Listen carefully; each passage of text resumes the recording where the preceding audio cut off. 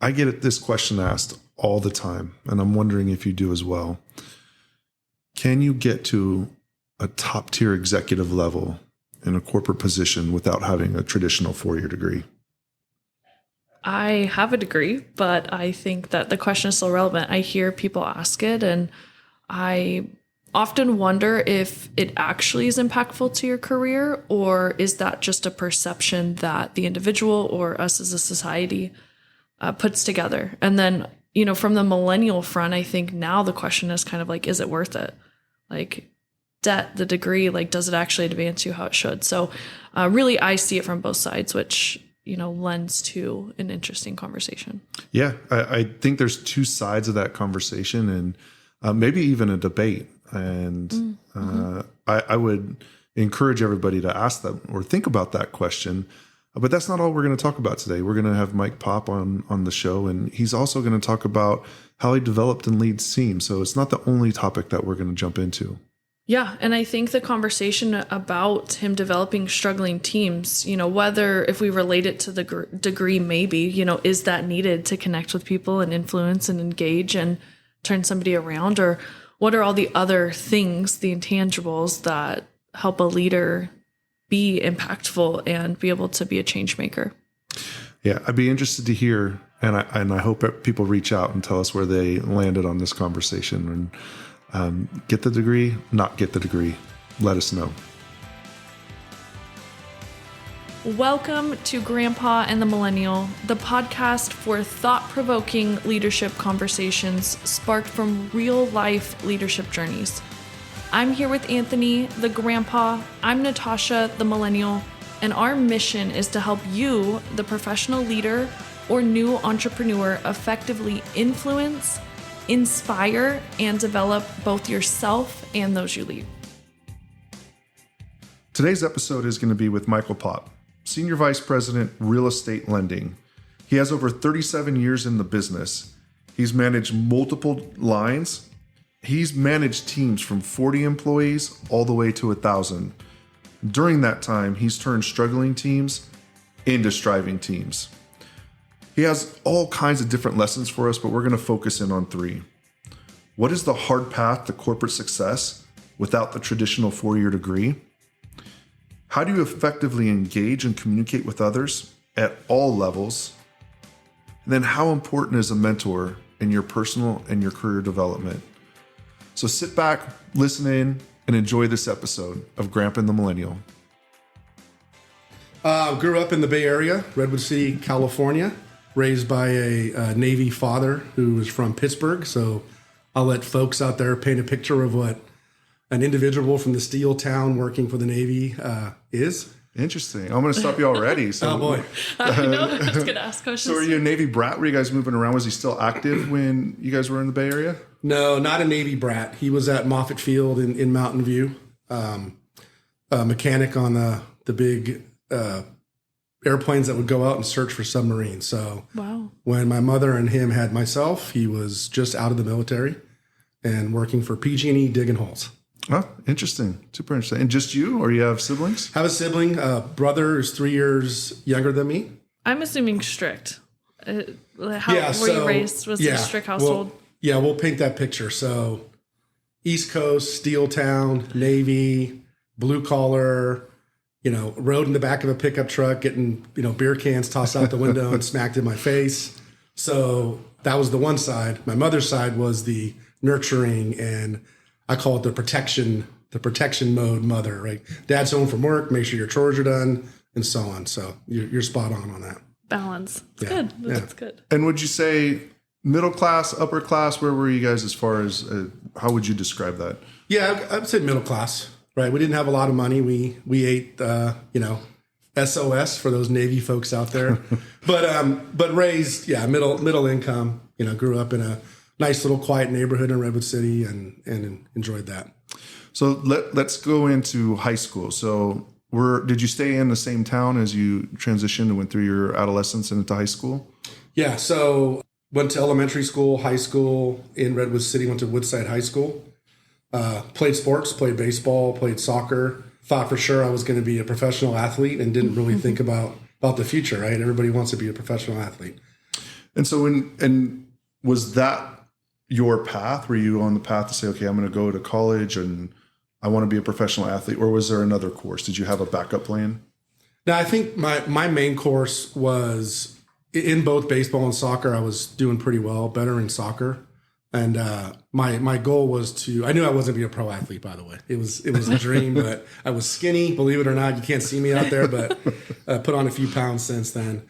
And the realization was I could use baseball or soccer to go to college, because it was, in the 80s, it was do what my dad did and dig holes, or go to college, get a degree, and then that's your career going forward. So sports for me was more to keep myself out of trouble, which didn't always work, but also a way to get into college and maybe do something there.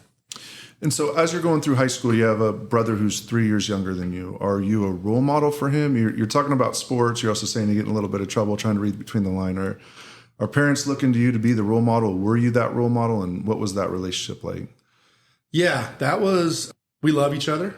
We were 3 years apart, and we were boys in the 80s with nothing else to do but throw rocks at each other and fight. But we always had each other's back. So, he hung out with me, I hung out with him.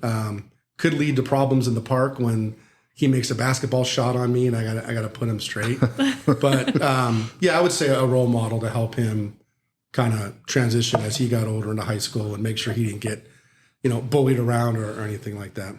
And then during those high school years, there's a little bit of crossover. You're a senior, he's a freshman or a sophomore. Did you guys play sports together or on any of the same teams? So he was a really good goalie. So his freshman year, there was rumors that he was getting called up to varsity as a backup, and my best friend was the goalie. So it never really did happen, but it made me very nervous. I think I looked out for him. I took care of him, but I liked my little world and let him have his little world. So I don't know if I could have stomached my little brother, saving the game when I'm trying to win the game. But it would have been cool. Looking back, at the time, that's how I felt. Looking back, it probably would have been a very cool experience. Yeah, it would to have us both out there. Yeah. Would have been something to look back on for sure. Yeah. And so transitioning out of high school, so you realize you're not going to be an athlete, make a decision, you go off to a 4-year college, you go to a junior college. What's that look like, and how are your parents influencing that, if at all? Yeah. So went to a junior college, Foothill Junior College in Los Gatos, just down the road from Redwood City. At the time, they had a really good soccer program. So my decision when I was junior, senior was love baseball, still love it to this day, really love soccer. A lot of anybody who didn't really get D1 scholarships, and really in the 80s, like men's soccer wasn't that big of a deal. It wasn't like, big colleges beating down anybody's door to field their soccer team. Different today, by the way. Way different today. Yeah, for sure. So went to Foothill fully intending to play soccer there. They had won the state championship like 3 years in a row. Everything was peachy, very hard to get on that team. Had an invite from the coach to come play. Well, funny story. I think it's funny. You guys might think it's tragic, but in the summer between high school and college, I played on this quote unquote semi-pro team in the Bay Area. It was they called it the Mexican League. Every city in the Bay had a team. Redwood City had a team. Half Moon Bay had a team. San Francisco had a team. And these teams were owned by local grocery owners or businessmen. That was kind of like their thing. One of the very few gringos in the league. Like I would get a beer bottle thrown at me if I scored a goal. But it was great competition to get ready. Well, a side part of that was we get paid $100 every weekend, cash to play. So back in there, $80, $100 was a little bit of money. I didn't think anything of it. First day of college soccer, the coach notifies everybody that the team's on suspension because they had got in trouble for illegally recruiting players from out of the country. So there is like what do you call it? The no break the policy rule on anything. So first question he asked is, anybody been paid to play soccer? And I didn't really put two and two together, but my buddy, the goalie, Antonio, gives me an elbow and I still blurt out, well, I got paid $100 to play. And he's just like, see you later. You're off the team. And I'm like, what do you mean off the team? And my buddy's just staring at me, shaking his head like, why did you say that? So that ended my soccer career. So I The beauty of it is, if anybody asks me, I played professional soccer. Because You could just walk out on that high note. I made like $600 over the summer, and it was great. But so looking back, it couldn't have felt like that. Like No. the dream Were was you crushed, right? devastated? I was devastated. Yeah, I was devastated. I did try to get back into it a few years later. A couple of friends transferred from Foothill to Sac State, and they got scholarships to play soccer, or partial scholarships. And I actually moved with them out to Sacramento. And I was going to go walk on to Sac State because I kept working out with them. They're like, you'll make the team, come walk out. So I had every intention of walking on to Sacramento State. Had my degree from Foothill, an AA degree in business management. Applied to Sac State, got in, was getting ready to go out there and be a walk-on athlete. And I get a terrible call from my father that my mom passed away. So never forget, my buddy John Henderson was home. He put me in his car, drove me to Redwood City, and I never went back. How old was your mom? Oh, man, at that time, 45. Oh my goodness. So That's incredibly 43, I was 22, 21. So sorry, incredibly sorry. Yeah. And so what did she pass from? That's really young. Yeah, so my mother had lupus. And, when she first was diagnosed, I think I was about 10 or 12 years old. And at that time, this is, 1980, 1981. They didn't really know what lupus was. So they knew they had a name for it, but didn't really know everything that it did. And really what it is it your body has no white blood cells. So she, with what they knew about it, they did what they could, and sooner or later, it just caught up with her. It was out of the blue because that was 12 years after she was diagnosed, and she seemed to be looking fine and doing fine. So it was a little, no Of a shock. big shock. Yeah. No preparation, no nothing. And so when you look back at growing up, are you close to both parents? Were you closer to mom or dad? Or Yeah, very, very, very close to my mother. Yeah, because she, with him being kind of the, I'm gonna say Heavy dictator, hand. the heavy hand. She was the protector, right? For my brother, it was really bad. That was 100% his protector. I kind of figured things out on my own, but still very devastating. Yeah. So you said that changed the path on soccer. Did that In college. Change the in path college? on college. On everything? So On everything. So walk us through that. You're living in Sacramento, going to Sac State, planning to play soccer. Mom passes away. What's your thought process on the next step, and where is your head at as far as the next step forward?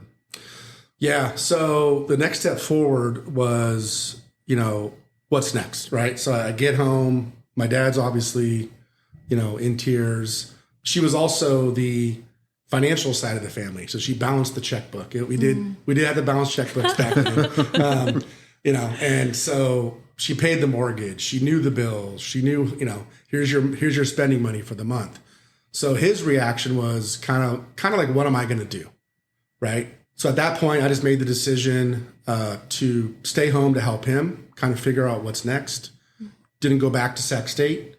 Went back to a job I took right out of high school, which was in banking as a teller. So I called them back and they welcomed me back to the bank.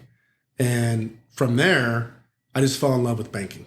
Sounds really weird to say I fell in love with banking, but as we talk through this, you'll understand why. And so I want to spend a couple minutes here. And you said you're 21, 22 at this Approximately, yeah. And before your mom passes away, do you have a goal? So sports aside, were you thinking, I want to be a business person. I want to own my own business. I want to be a salesperson. Did you have any idea of what you wanted to be? Not completely. When I was in high school, I wanted to be an architect. So to this day, I can write for you. And we didn't.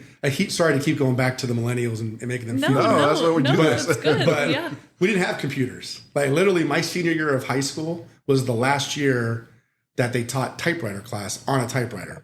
Everybody behind me. I remember it. I'm looking at it. We went to typewriter class. Oh my goodness. Yes. That is, how did you make it? And this is how crazy it is. I remember, they had the sentences you type to test you that make sure you're covering the whole keyboard. I do. All good men should come to the aid of their country. We had to type that over and and over again. So I'll never forget, all good men should come to the aid of their country. Okay, we did it on computers, and so we did the typing and all that stuff too, but I don't remember that far. So architecture I thought was very cool. I remember being younger, junior high and elementary, and sitting there with rulers and just drawing like weird stuff that was 3D and all, like boxes that had 3D, and I started drawing buildings. I thought that was it. And then when I went to Foothill and you meet with the counselor, it's like, so what do you want to be? I'm like, I like architecture. So we signed up for some of those classes. I kind of want to own my own business one day. Okay, we signed up for all these classes. The next thing you know, I'm a business management degree. Honestly, I don't know why I never turned back to architecture. I kind of think the combination of having my AA in business management and then working at a bank, that was enough for me. And I really enjoyed what I was doing and kind of never looked back to architecture. So you take the teller role, and what do you fall in love with? Like that, when you say teller, it's an entry level position, and there's nothing wrong with that. But you fell in love at the entry level, and how many years have you been in the business now? 37-ish. 37-ish. So when we look back and we talked to little Mike at 22, is this who you see? Do you see this guy? No, I don't. And the reason I don't is in my early 20s when I'm working at the bank, I always thought it was, and I didn't have the degree, I couldn't get to a higher position than a manager. So I kind of, put the brakes on myself a little bit.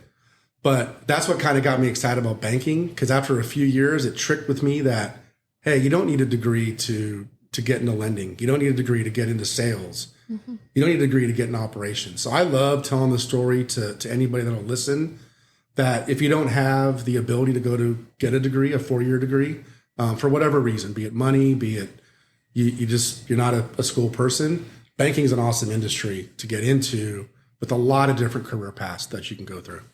Yeah, and I want to come back to that. Let's go back to your journey. I'm going to dive into that later in the story.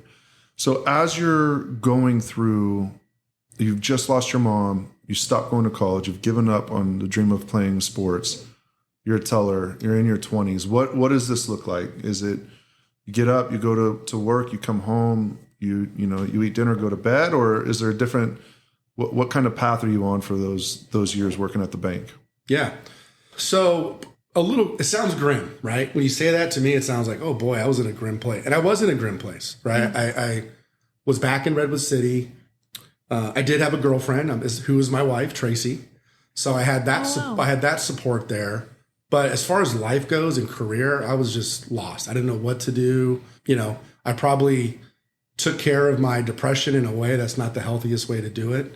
So I kind of had this just bad moment. But the one thing, having my father from the heavy hand, the East Coast, the thing is you have to go to work. Like, it doesn't matter what. You have to get up in the morning. You have to be there. You have to be reliable. You have to do that. So love him for giving me that trait. So I kind of just floundered around for a few years in banking. I moved up in the bank. Like, I started off as a teller, became the vault teller, which was a big responsibility. I get to go in there and count the millions of dollars that are in there. So hold on, before we get to the vault teller. So I know Tracy, I know your wife. I didn't realize that you guys have been together for over 37 years. So an absolute amazing woman. Did she get you through that time? Was 100%. Part of that? Yeah, 100%. We met actually when I was 21, so about a year and a half before my mom passed away. And I'll go on. I guess I am on record, right? So I will say this: without her support for those years, I don't know what would have happened. Yeah, I really don't know. It's an incredible start, which is why I'm spending time on it, because you sound like you're talking about it from a very humble place, but and the purpose of this podcast is not to talk about tragedy, but we all have to face different challenges in our careers and our lives, and how you get to the next step, and the advice we're able to give people, I think, is very important. You had a support system in place. Your dad built that in you. You get up, you go to work, and It was an easy time for you, but you got through that time, and then we'll go to the vault teller. So you're promoting up through the banking industry, and are your eyes opening up to opportunity, or are you still just, moving forward, not exactly knowing what's going to take place? Yeah. So let me flip back to what you just said about everybody has that tragedy, or not everybody, but it's part of it. And I think that looking back and how I've been a leader for all these years is seeing that everybody has a story, right? And it's not always your own story that matters. If you're leading people, you have to have empathy. You have to be humble. You have to know they have a story on their end.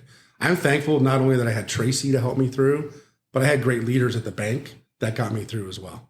And so, I'm sorry, but when you say that, it's so important. Are those leaders part of the reason why you lead today? When you talk about empathy and the situation you went through, did it stick with you the way they mentored you through, I guess is the best way to put it? Yep.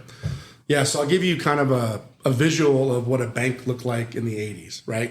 My boss is smoking a cigarette at her desk. And you can smoke cigarettes at work. Okay, I'm already done. Desk had ashtrays on them. We didn't have email. So if you wanted to communicate with people, you got a memo printed out that someone had to type and print 20 times and hand out. So totally different time. But was the beauty of it, right? Not only did I have Tracy out of the workplace when I went to work, and a lot of females in the banking back then, like the whole branch was pretty much females. I had 8 moms, right? And anybody in the branch that was over probably 40 years old said, I'm your mom now. I'm your mom now. So I had a great support system within that at work environment, which is probably why I got so passionate and in love with banking. And then you couple that with, being a vault teller and then being an operations manager. And then there comes that big point in every banker's career where it's like, okay, am I going to stay in operations, which could be, loan servicing, regulatory compliance, whatever, or am I going to go be a lender? And if I want to be a lender, I'm going to be in sales or operations on the lending side. One of the things I took away from everybody supporting me, I loved when I became a consumer loan officer and was able to give people loans, because it wasn't on the computer through email. They applied online. Excuse me. It was, they'd walk in the branch, you give them a pen, they'd sit down and fill out the application. Yeah. They'd walk into your office, tell you their story, why they want to buy this car, how they have this job, how they know they could pay for it. Wow. And you're eye to eye with them. Yeah. And you got to tell them, yep, I'm going to give you this loan. And I've seen people cry. I've seen cry when they were declined too, because, hey, you know what? You just charged off 2 other cars. I can't give you another one. So I think the combination of getting so much support made me the leader I am today, where I feel like support is a huge part of it. And as a young professional, just as you're moving through those positions and you're, I guess moving up in the ranks, was that just by doing the work, putting the work in and learning, or how were you developing as a professional at the time? Sometimes I think people don't realize that they're doing it. They're like, oh, I was just doing the work and I learned and the experience and all that good stuff. Was there anything stand out that was having you kind of, okay, professionally, I feel like I can tell I'm getting to different levels? Yeah, for sure. And I think a lot of it, again, knowing the job is very important, right? There was no magic book. I couldn't Google, how to underwrite an auto loan or what is debt to income ratio. So for sure, a lot of it is learning and seeing myself develop those technical skills with the job itself. Yeah. But a lot of it was, I took it upon myself to reach out for people to be my mentor. Don't know what drove me to that decision to say, maybe part of me is an old soul. So I thought it was cooler to hang out with older people that had, knowledge. So I think subconsciously I did myself a huge big by looking for a mentor, when words like that weren't really used a lot, right? In the workplace, usually the mentors were like your Uncle Jimmy or your Auntie Joan or Grandpa, or whatever. So there was a moment, it's kind of a funny story, a moment where I connected with the president of our bank. We were a small bank, 2 branches. The president sat in the branch that I worked at, Frank Bartaldo, looking back in my life, one of the most important mentors I didn't realize until I got further in my career. But it was St. Patrick's Day. Our board was all Irish men from Redwood City. Bar owners, construction owners. So you can imagine that group. I decided to wear green pants and a white shirt and a green suit jacket. I don't know where I found it, probably Salvation Army or Goodwill. So I come walking from the parking lot into the branch in the morning, and they're having a board meeting, which they could see out the window. I can't see in. So I walk through the door. We do the all clear signal, right? Because if the potted plant is in the right place, they can't let you in. There was no text me if it's all clear. So the all clear was the potted plant was moved to the middle of the lobby. So I walk in the door, and Frank comes out of the boardroom, and he's like, Pop, I don't know what the board wants. You need to get in here right now. I don't know what you did now. And I'm just like, no, that's weird. Okay. And I'm still a teller at this time. I go in the boardroom, and here they are. It's St. Patrick's Day. They're doing shots, and they demanded that I come and do a shot with them. Oh, wow. Because I wore this green suit to work. And so I did the shot, of course, went to work, and that connected me to Frank. And Frank kind of took me under his wing because he could see that I had this work ethic, that I wanted to work hard. I wanted to do right. But I also had this personal side that the board caught on to.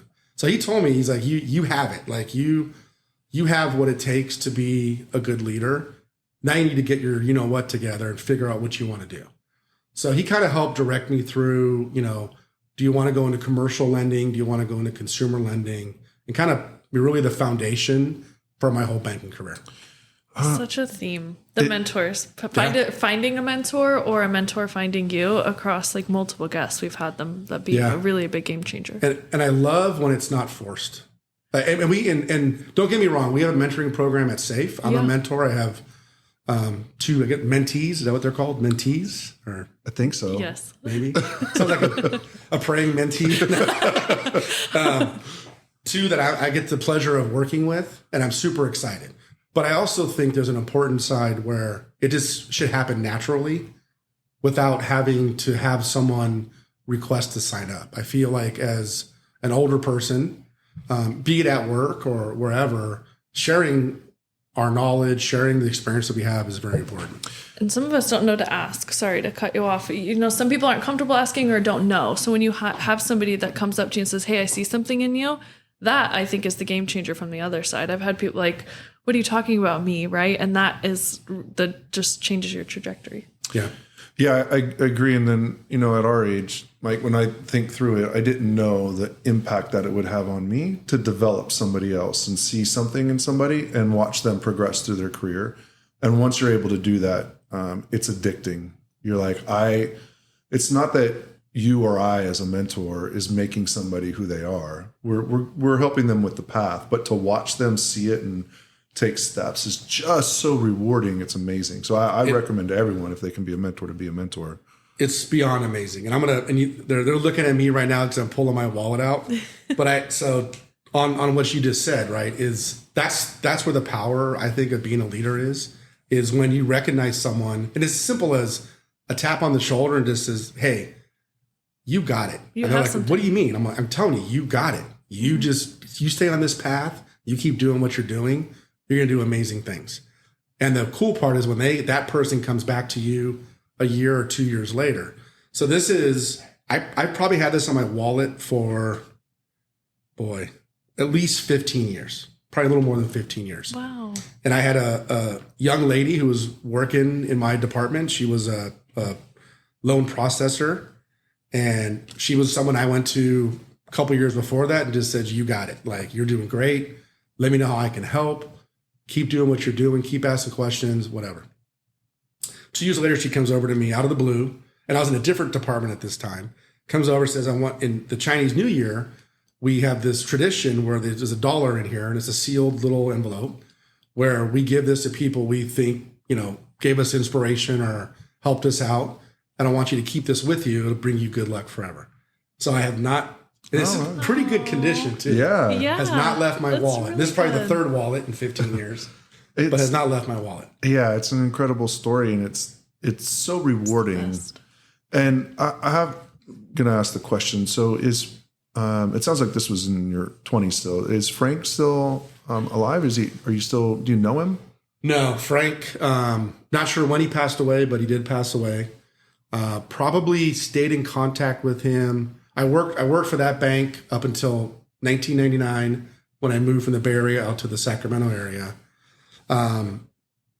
The last day of work, he brought me out for beers, and we had like at this point, let's see, that was 99. I was probably 29 at this point.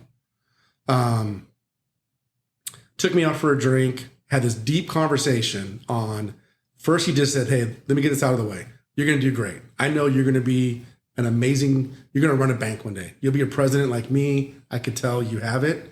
He goes, but promise me your path to that success, don't forget about your family. And he starts crying. And here is, at that time, he was probably my age right now, 55-ish, probably. And he goes, I have 2 daughters. One's at Arizona. One's at Arizona State. They both have boyfriends. They're both doing well. And it's all because of my job. Like, I was able to give them this beautiful house in the Bay Area, money to go to college. And he's crying more. He's like, I know zero about my daughters. Oh, wow. He goes, I know nothing about them. Yeah. He's like, just promise me you will be super successful, but don't make it at the sacrifice of your family. So that stuck with me a lot. I haven't been great at it, I'll be honest. I mean, I've canceled vacations. I've, come home early from a camping trip because of work, but I did make sure that I knew my family. Yeah, it's great advice. And did you get to tell him how much he meant to you? Did he know? Yeah, we stayed in contact for probably 5 or so years after I left there. He would ask, what are you doing now? I'm like, oh, I'm a vice president. I was like, I told you, you're gonna, and all this stuff. And then just kind of with most of the people that down there, I lost connection with a lot of them. Just life, if I give any advice to anybody, don't let life get in the way. Without a doubt. I would love nothing more right now to have all those people here and thank them and hug them. So don't lose track of all that stuff. Yeah, it's such a consistent theme in the advice that I always like to give. And that's why I ask, because a lot of times the conversations we have with other guests, you'll hear, no, I haven't had a chance to thank them yet or her yet. And I'm like, go do it. Like, if you can. Yeah. Don't waste the time. So I'm going to bring us back. So let's go into your 30s in banking. At this time, do you start to have the vision? This is going to be your career. This is what you're doing. And do you have a target or a goal of what you want to do? Yeah. So I know for sure going into my 30s, I'm going to be a banker. Tracy finally, got the noose on me and we got married. So that was step 1. Now I'm married. Guess what comes? A child. So now I'm married with a kid in the Redwood City paying, this is 1999, paying almost $1,900 rent for a 800 square foot house. That's crazy. Wow. So it's like, what are we going to do? So Tracy was working as a director at the YMCA in Mountain View. I was working at the bank. Our careers were going to be, she was going to keep moving up in the YMCA. I'm going to keep moving up in the bank. Everything's going to be cool. I get a call one day from Tracy to go pick up Austin. That's our first son, at the daycare. And he's a baby. Still in diapers. I think he's walking, so he must have been just turned 1, probably 13 months old. I go to pick him up and I can't find him. And I find him in the corner crying with like dried snot on his face. Probably two number 2s in his diaper leaking. Oh. And I lose it. Like, yeah. Thank goodness I didn't, end up in jail over it, but I get him out of there. I'll never forget driving home. I call Tracy at work, almost in tears, and I tell her, quit your job. He is never going back there again. And she had already had, some issues with the care of them. Mm-hmm. So I made the decision at that point. I'm like, you know what? I don't want you to work. Like, I want you to take care of my son. Our son, I should say. If you delete that for sure. Oh, we're leaving. So obviously we calm down and we talk about it. And so she's like, what are you going to do? Like, we can't afford to live down here with only one income. What do you want to do? I'm like, I don't know. So the house that I was renting was actually owned by my first client at Bay Area Bank. So as I moved up at Bay Area Bank, that was the first bank I worked at. I got into lending, became a loan officer, and you have a portfolio that you own. So you'd have to look at the portfolio every day, make sure that one of their accounts isn't overdrawn, move money if you need to, call them if you need to, say, hey, your employees are here cashing their checks. There's no money in your payroll account. What do you want to do? Transfer money and all that. Had a very great relationship with them. And so coincidentally, the same exact time, I'm telling her and her husband the story. She says, well, we own a house in Yuba City. Her father was in hospice.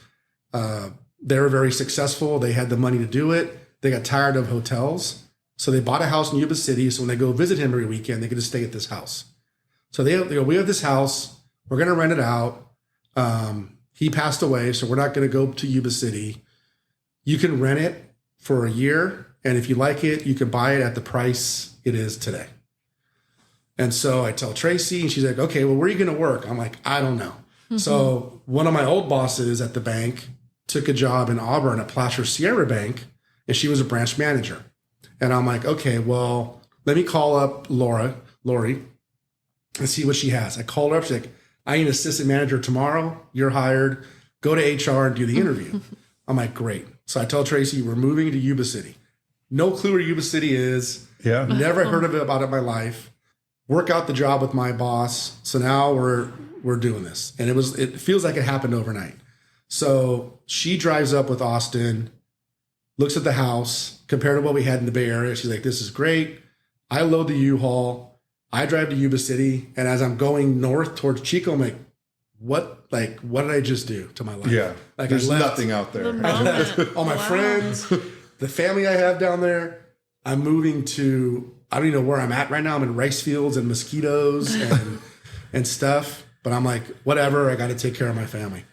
So I go to headquarters to sign the paperwork for the new job.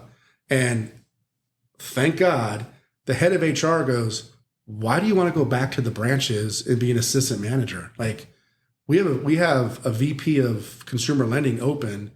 You made the shift 5 years ago. And I'm like, I just need to get a job.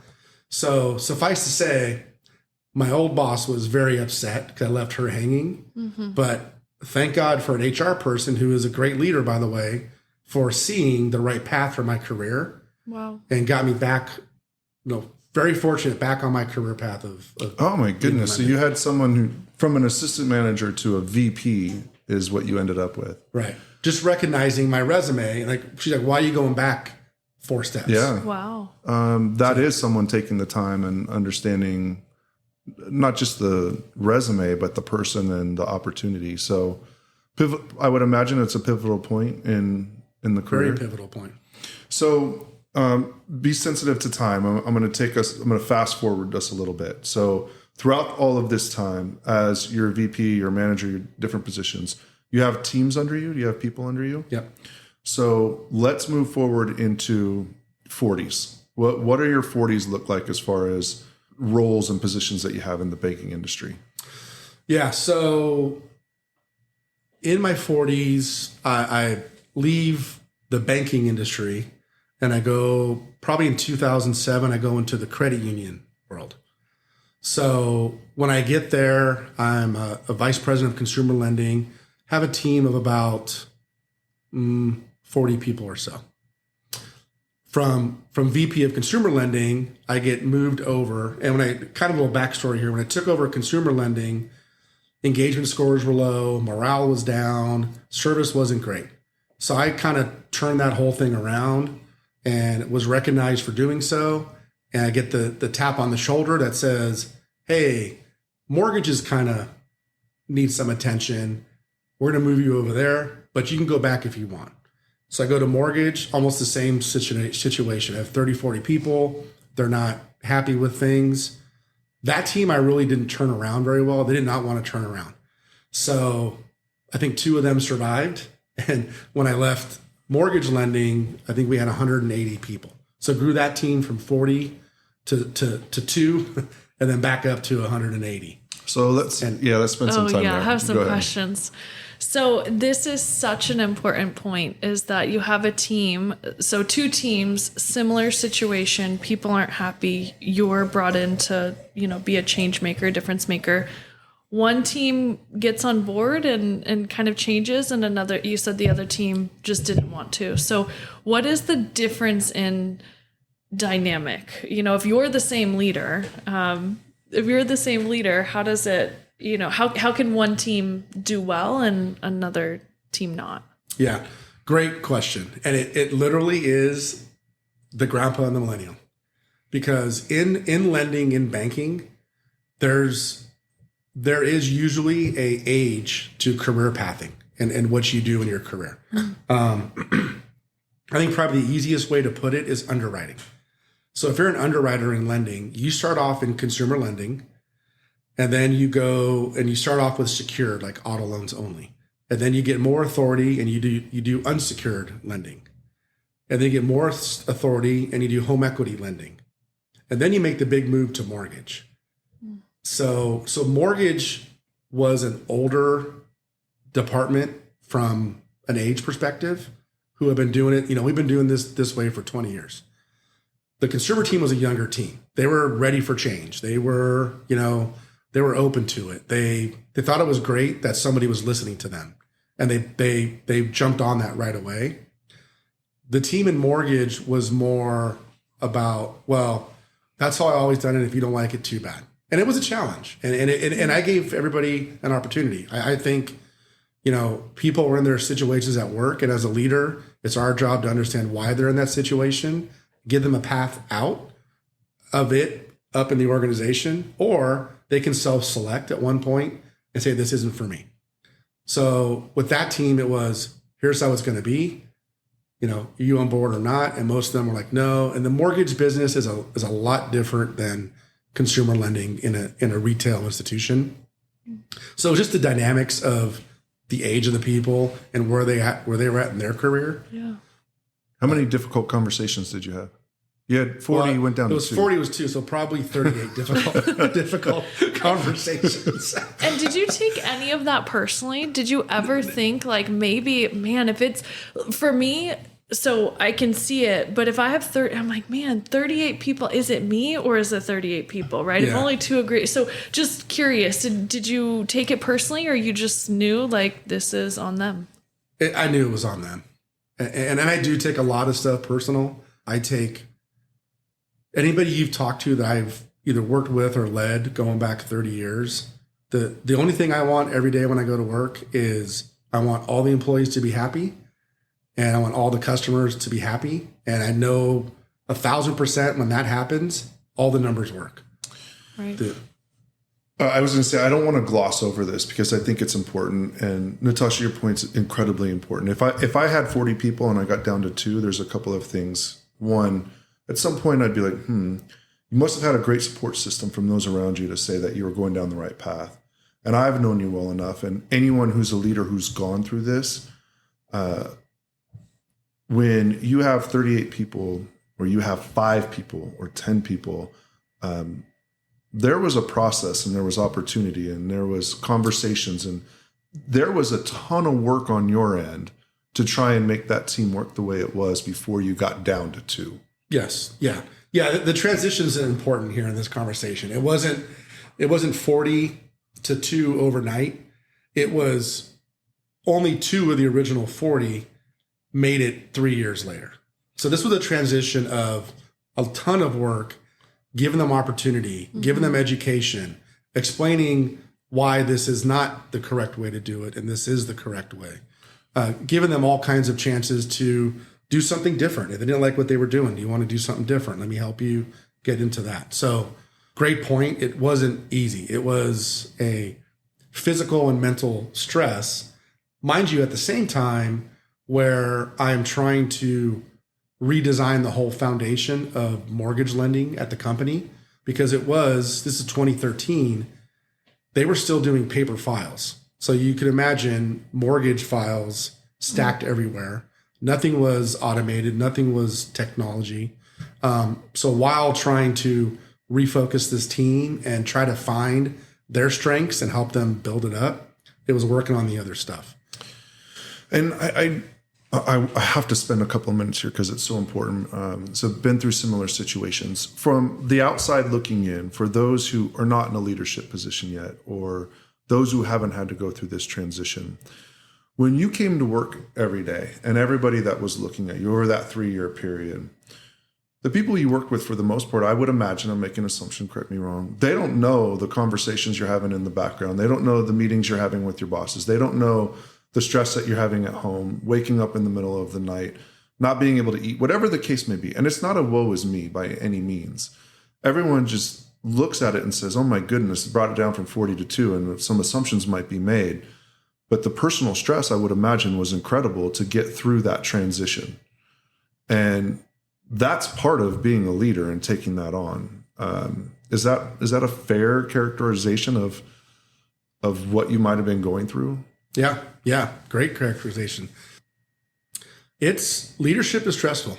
Especially, I believe that if you're a true leader, you wear it on your sleeve, and you have to let the emotions in a little bit when your job is to take care of these people. It's like being a father or a mother at work. There's a lot of, we talked earlier before we started the conversation about table stakes, right? Like knowing your job, knowing how to do things, you have to have all that. Mm-hmm. But if you cannot take that personal a little bit, then something's kind of not right, I think. Yeah. And it's, I guess this is just me. I think it bothers me a little bit that if someone doesn't know you and they're on the outside looking in, and 1 minute we're having a conversation about, a piece of paper having your wallet from somebody you mentored that meant so much, and you meant so much to them. And then the next, you might have someone look and say, oh my goodness, he's getting rid of 38 people. And they have no idea the two different extremes and the why and the understanding and everything that goes with it. And it's leadership is so much to get to both extremes, to say, fast forward 2 years from that, you have 180 people and you brought people in who followed you and led you. I just think it's important to touch on because not everybody understands the ups and downs of leadership behind the scenes. Yeah. It's always incredible to me.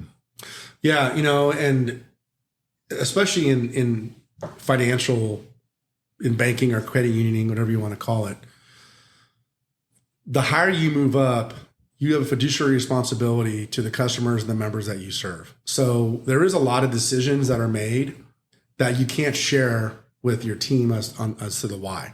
So it's an art to walk that line, right? Of trying to give someone their purpose and the why, if it's a difficult conversation, while looking out for the enterprise at the same time. Yeah. Such a huge point, like very, very valid point. And I think that you called it the walking a line or knowing that line. I think even from like top leadership and then your team, sometimes you find yourself in the middle, right? You have people to answer to, and then you're in one sense, sometimes it's unnecessary or you're protecting them or it's too much, right? There's so much that goes into decision if you spent all the time telling them. So I think it's something I've definitely had to learn along the way, and not everybody understands it. Well, how come I can't know everything? Or how come, I didn't know this or that? And it's like, there's too much, and we just have to pick and choose what's necessary. Yeah, no, I would, if you would ask me the question, what's the hardest thing about being a leader? It's having difficult conversations. 100%. Like if you are aspiring to grow in your career and become a leader and get to an executive level, not only do you have to have all the table stakes at knowing your job very well, but you have to understand, how to explain to somebody, because they'll sit there for days, right? They'll if they don't like what you're telling them, they will sit there, and they're good at it because they've probably done that their whole life, right? They are good at punching holes in what you're telling them. Yeah. So it is, if someone can develop that skill as a leader my boss today she is amazing at staying calm and explaining things very well, to the point where sometimes it even frustrates me. I'm like, oh, why aren't you getting mad? So it's an incredible skill to have to deliver news good, bad, or whatever, in an executive leadership way without emotions taking over and getting into a, argument about it. And it's a developed skill. It takes, you have to, there's no way to do it other than having a real conversation. You can role play all you want till you're sitting across from somebody. And I think another important aspect of that is being on the other side of it, not being the leader, but being part of a team. Sometimes you're not a good fit for whatever that, you're on the wrong seat on the bus. Mm-hmm. And having that conversation with someone and saying, going back to your point, you should be a VP, not an assistant manager. You would have been on the wrong seat. You would have been overqualified. And depending on what those characteristics are, sometimes you have to have that conversation. It's not a positive. It's a, hey, we got to find a different team for you. And not everybody wants to hear that. So I'm loving the conversation. I got to fast forward to where you're at today. So tell us a little bit about your role and what you do today. And I know you gave us an introduction in the beginning, but what's your team look like? What do you do today? Yeah. So we run mortgage lending for Safe Credit Union. And I've always in my career in lending have ran both sales and operations.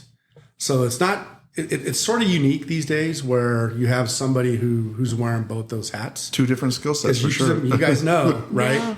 Yeah. Salespeople feel different about things than operations people, right? An operations underwriter, for example, in a perfect world, they would decline every loan that comes across their desk because they'll never approve a bad loan.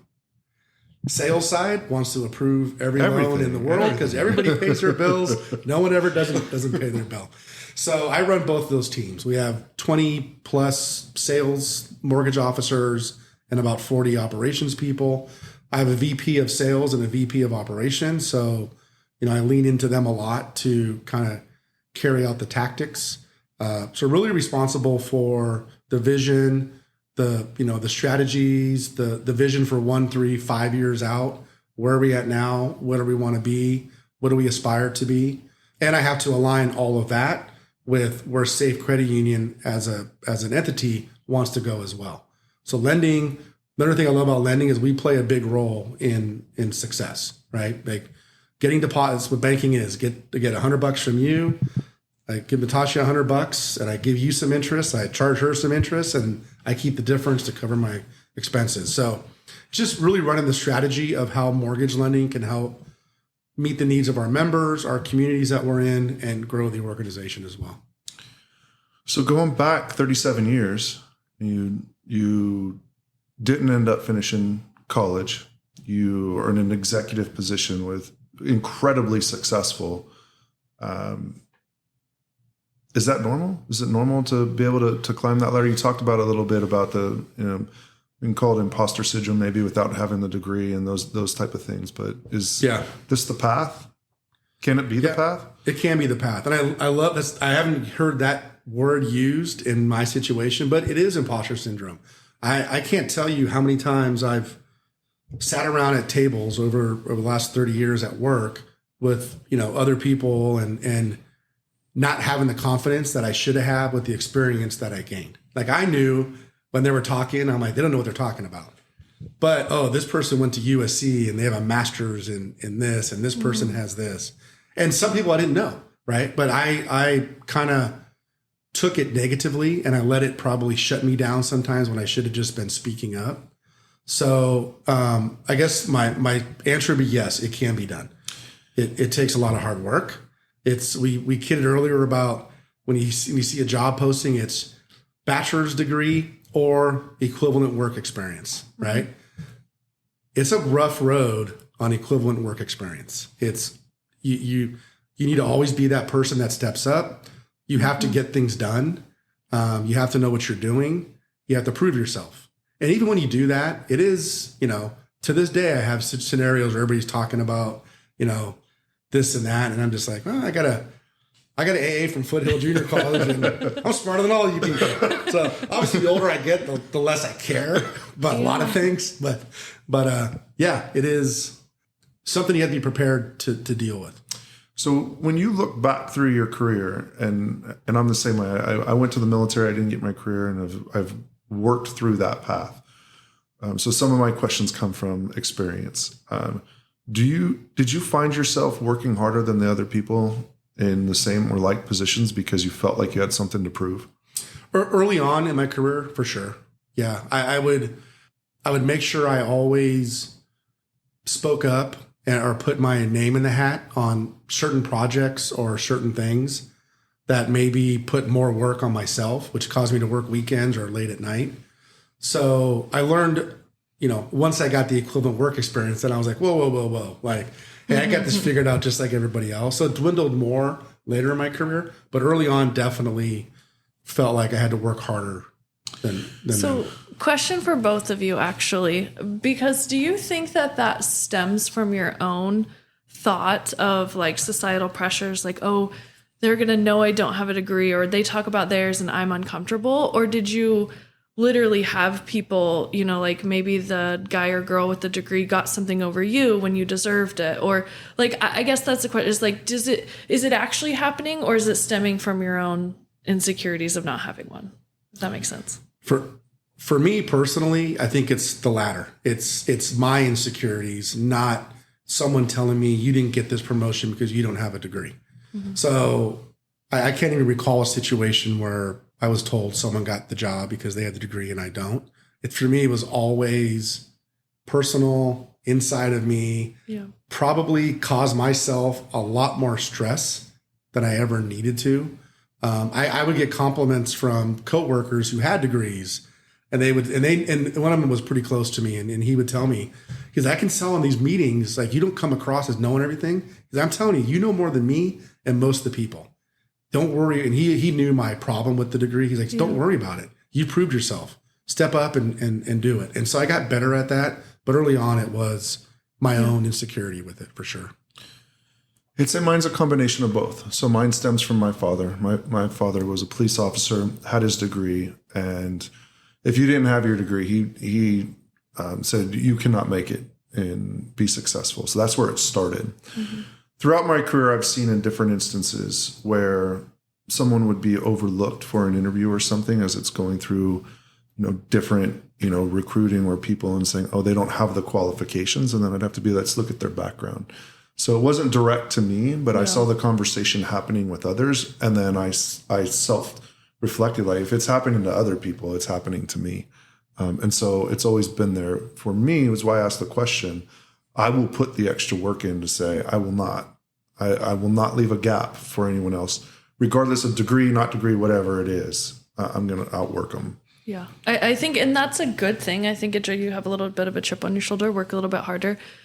For me, I've never been asked specifically if I have my bachelor's degree, which I do, but I've never been asked to prove it. Like, we don't ask people to show us their diplomas from high school even. And so sometimes when we talk about it, I just wonder, and I think it's both. I think there are many situations where people do get passed up, but in your instance, I would assume, Mike, that, when you're hiring or people on your team, if they have a degree or not, might not be your number one, if you look at it, or maybe you don't, and it's all proven in their work. So just curious. Yeah. And I have an important question for you, Mike. And both of our boys are about the same age. So put both your boys through college. So what was that thought process? What did you communicate to them in your path being different from them and them getting their degrees? Sure. Great question. So, and a lot of it too was, my father didn't have a degree. So I didn't get that father pressure that if you don't go to college, you can't be successful. But I did get, my mom always instilled in me that no one in our family had a college degree. So she was the one pushing me to it.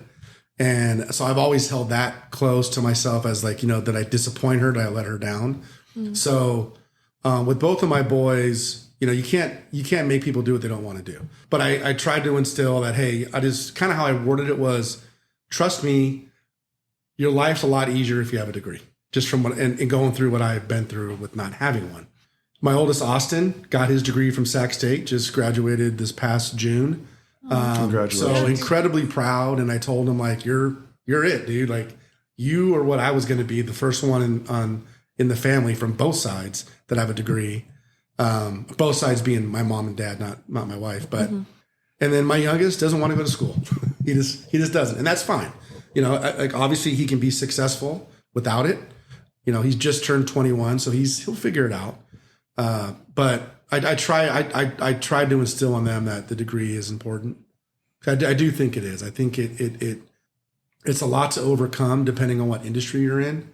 But it also, to your question earlier about, is it, insecurity, it cures that too, right? Yeah. So a lot of that was probably weighed by my own experience.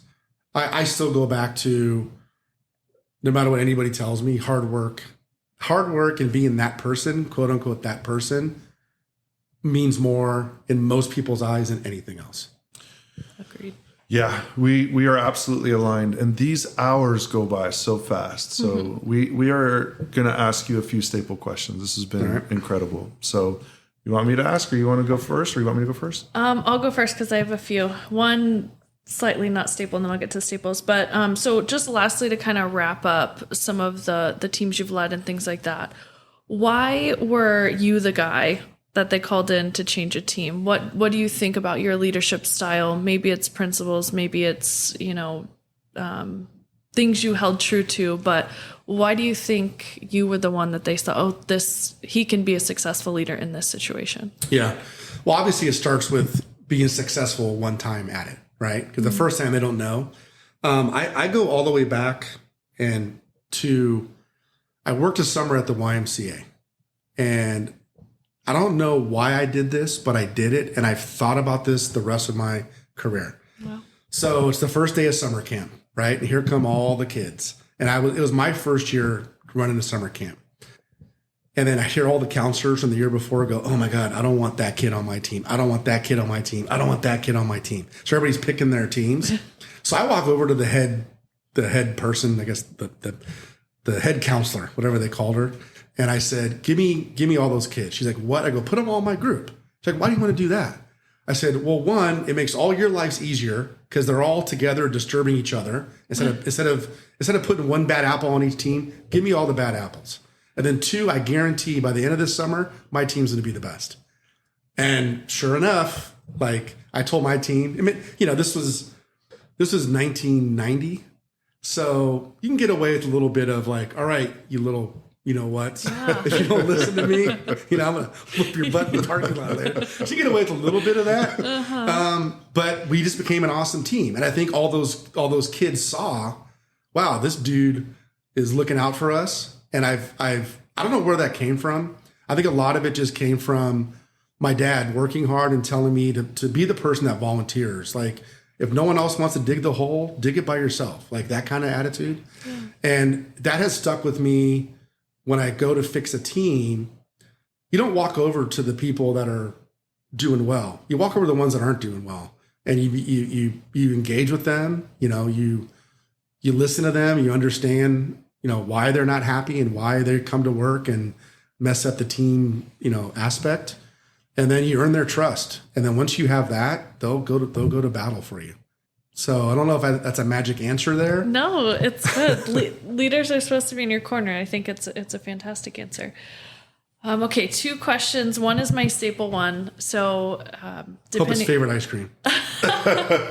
You can answer it if you want.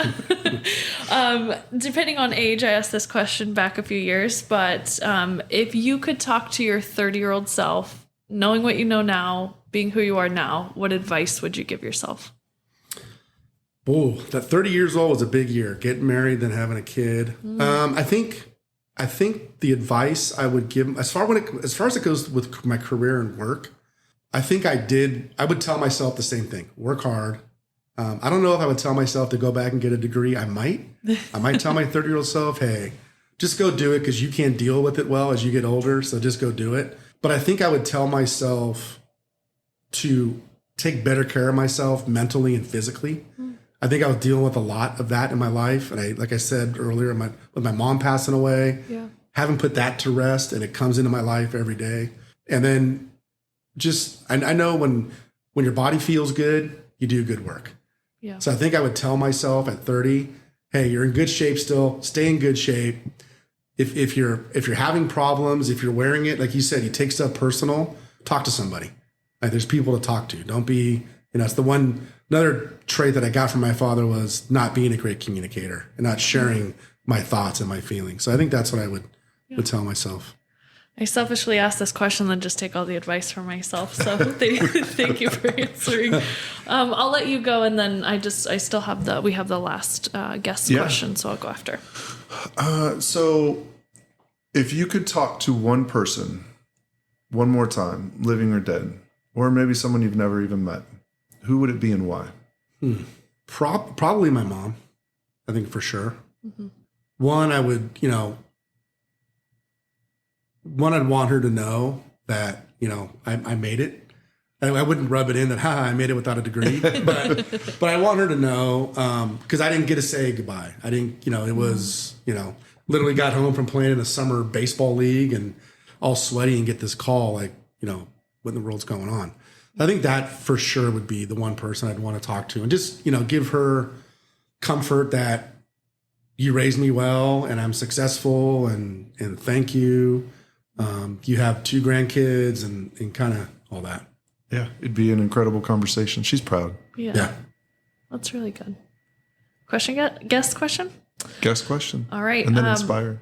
Yes. So we have been asking our guests to leave a question for the next guest. And so our last one asked this question. So you are the lucky recipient. It is, what was the most challenging growth spurt you have had in your journey? Most challenging growth spurt. Mm-hmm. Boy. So I think I actually go to kind of recently. So we didn't cover this in my career journey. Mm. So I went back to, I ran consumer lending, fixed it, grew it, ran mortgage lending, fixed it, grew it. Well, then comes the tap on the shoulder. Do you want to be chief retail officer? So that was 72 branches, a contact center, almost 1,000 people underneath me. Wow. And it was, and then, by the way, 4 months after I got promoted to that role, COVID hit. So here I am thinking I'm this great leader. The biggest team I had was 180. And now I have 900 plus people. And most of them are in the branches where they can't stay home. They can't work remote. They're in with the public. And it was, the hardest 2 years of my growth in my career. Actually, one of the things that drove me to go to a different organization to get back to what I love doing, which was lending. But it was tough. It was hard to be a personable leader with all that's going on in their lives, and was almost 1,000 people. So I struggled through that. I think I did great. A lot of people were sad when I left, and I are still friends with a lot of them today. But that was a major struggle in my career. Would you have taken that step knowing what you know now? Would you still have gone through it? Probably not. Oh, really? Ooh, sounds crazy to say. Good answer. Sounds crazy to say. I do think leaders have limits. And because I started in operations, I use data, I have technical skills, and I there's part of that job that I can control. That role with that many people was a lot. And it takes a special person to run those types of teams. So I don't think I had the opportunity to say no, by the way. I think it was a Volun promotion. Voluntold is the right word, I guess. But that was a tough growth spurt. Oh, the podcast is only an hour, but it's such just a real answer. And I think it's very interesting. Something I've been thinking about recently. So, okay. One more, I guess you're Inspire. So we always ask our guests. Before we get to Inspire. Oh. What's your question for our next guest? Oh, literally every episode you do this because I forget. I wish I had time to prepare a really good one. This is why I could have Googled what's the most appropriate question to leave for somebody. No, it's kind of keep it appropriate, Mike. But it could be anything, life, career, just whatever. That's kind of part of the fun.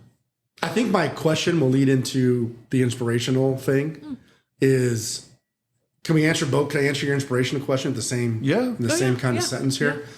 Yeah. I'm inspired by people who have had challenges in their life, personal life, health wise, whatever, and they remain positive.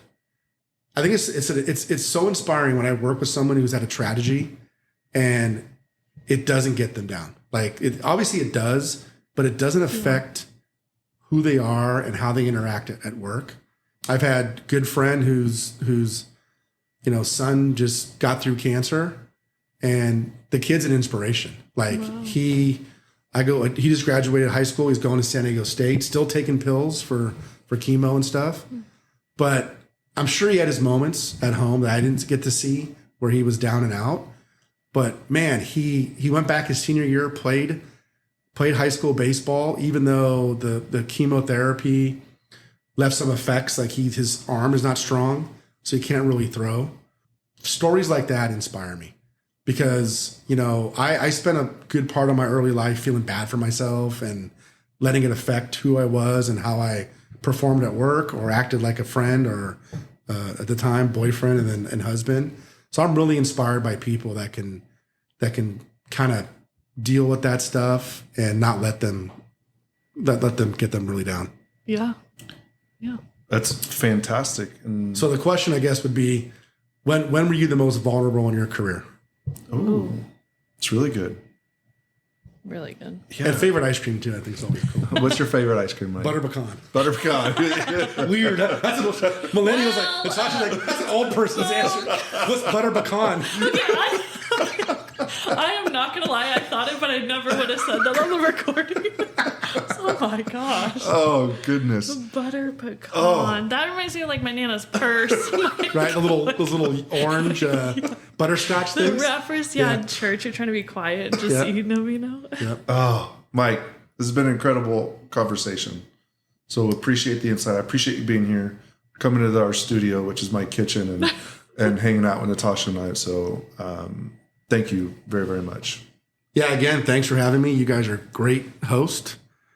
Keep it up, and whatever I can do to help, let me know. Yeah, thank you so much. So much from what you said today I'm taking away, and I think a lot of our listeners will too. So appreciate your time and your insights. Really, really good conversation. Awesome. All right, I'll close this out. Gramps, Millennial, and Mike, out.